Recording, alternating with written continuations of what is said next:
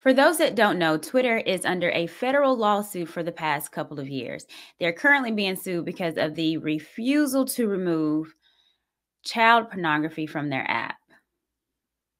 There's currently a whistleblower that has taken the stand and has said a lot and has been revealing a lot. So I wanted to go over a little bit of that video about what he's saying and to give some more in-depth about what's been going on at Twitter. A new subscription-based adult entertainment section. Are you familiar with that? No, ma'am, I'm not. You're not, okay. Well, they had to scrap the plans because an internal team found that they had too much child and non-consensual pornography that was on their site already. Are you aware of that? No, ma'am, unfortunately, it does not surprise me. Okay. Well, there's a federal court case right now against Twitter because the site repeatedly refused to take down tweets of children as young as 13 and 14 performing sex acts in photographs and in videos. I'm going to pause it right there because I want to give a little bit more backstory of what she is talking about. Twitter was in discussion on creating something like a OnlyFans on their app to monetize off the adult content that's been on their platform for years. However, they stated that they couldn't effectively detect and remove harmful sexual content. Because what Twitter is saying is that they want to make money off sexual content on the app. However, they don't know how to remove or effectively try to eliminate the sexual content that involves children. They have no clue. Were posted by sex traffickers who were impersonating a teenage female. So my question is, why? For what reason would Twitter refuse to take down this sexually explicit content if it knew that it was affecting underage children? Why would they leave this up? And why would they refuse to take this down? That is a very, very great question.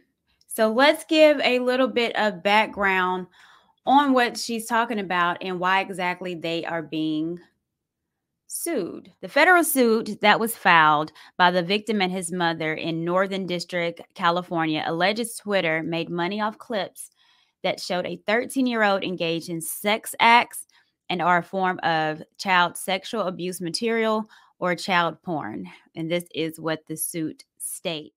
The teen, who is now 17 and lives in Florida, is identified only as John Doe.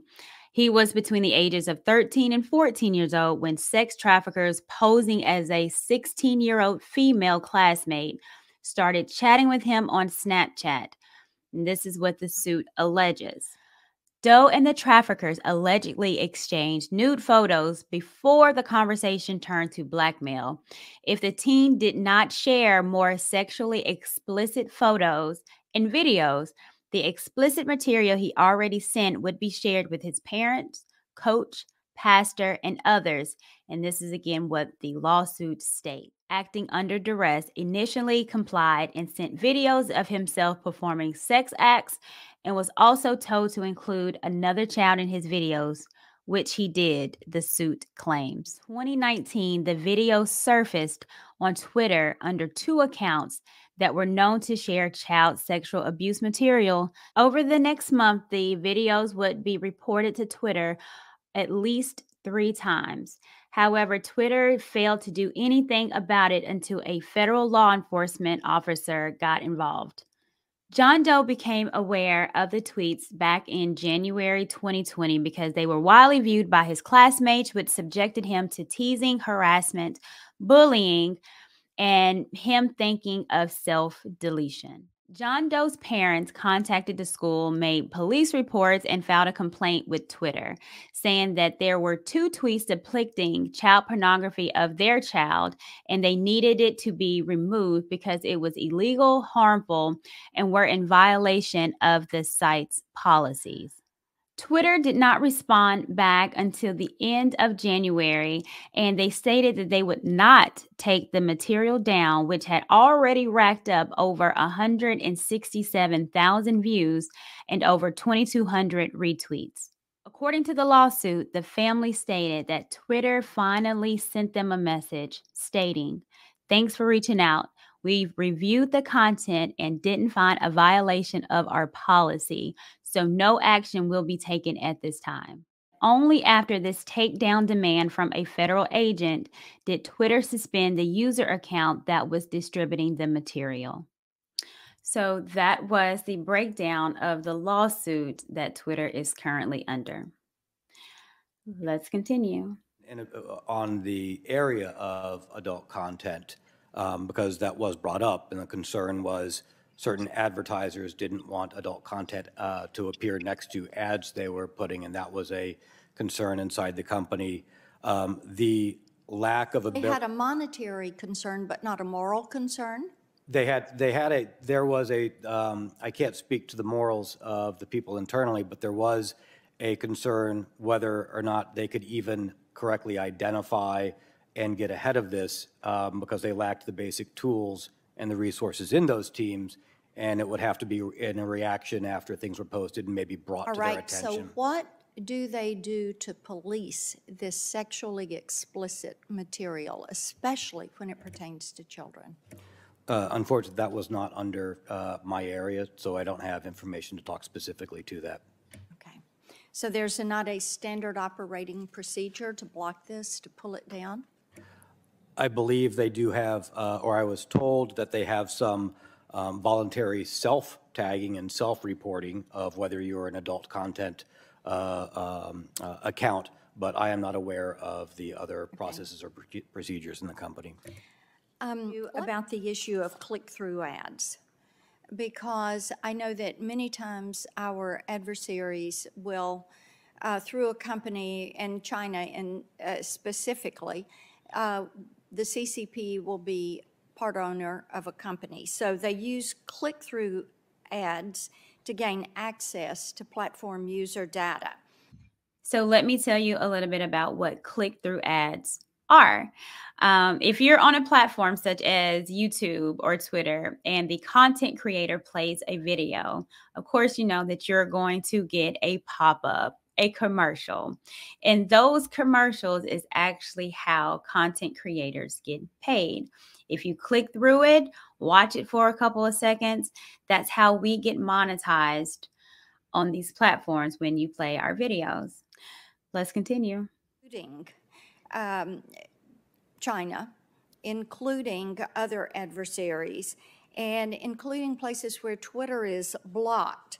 And they're finding ways to evade the tracking and to get into these networks. In your experience, is this a typical practice that happens at the global tech platforms?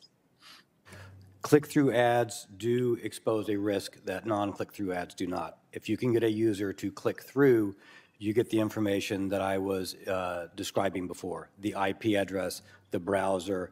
From the IP address, you can determine the IP geolocation or whether they're using a VPN or not, if that is allowed in your country. And then you can further interrogate that person's computer or get them to provide more information, maybe that they don't know they're providing directly to you, thinking it's through an ad on a service. So what they're doing with the click-through ads or the ads that just randomly pop up when you're watching a video on Twitter is that they are using that ad to get personal information such as your IP address or information that you don't want anyone to know. That's how they're gathering information about you. And the public has no idea. Wow. Wow. Could this be remedied in any way? And Senator Klobuchar talked to you about this, a national privacy standard. If we had a national privacy standard, would that help to secure an individual's information online, and would it help in any way in policing these click-through ads? I think addressing in general the difference of the information or making people aware, and then providing a context around when a user knows that they are providing information and what information they are providing, no longer to the service they thought they were interacting with, could definitely benefit a user. You think? You think? So what he's saying is, maybe it'd be helpful if we tell the people that when they are clicking through these ads that we're getting your information. Maybe we should tell people what we're doing. You think? It is absolutely horrifying about the things that are going on, litigations that's being happening, whistleblowers that are speaking. And a lot of us have no idea what's going on. And it always involves our children.